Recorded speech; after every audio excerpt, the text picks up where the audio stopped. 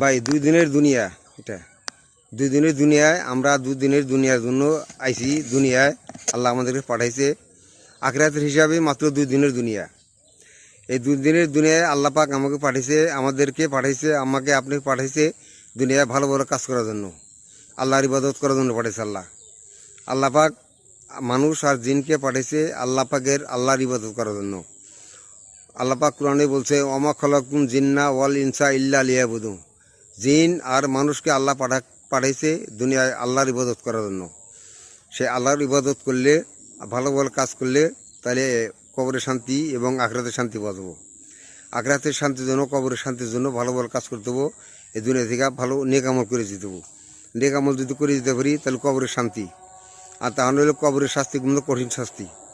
কাজেই এমন জীবন তুমি করিবে গঠন, মরিলে হাসিবে তুমি কাঁদিবে ভুবন। এমন জীবন গঠন করা চাই, যেমন মৃত্যুর সময় হাসিয়া মরুম, সারা ভুবন যেন আমার জন্য কাঁদে, আমার জন্য, আপনার জন্য সারা ভুবন জন্য কাঁদে। মানুষ যেন বলে যে হারে মানুষটা ভালো ছিল, এই কথা যেন বলে। মৃত্যুর পরে কেউ যেন গালি না দেয়। কাজে এমন সুন্দর ভালো জীবন গঠন করতে হবো।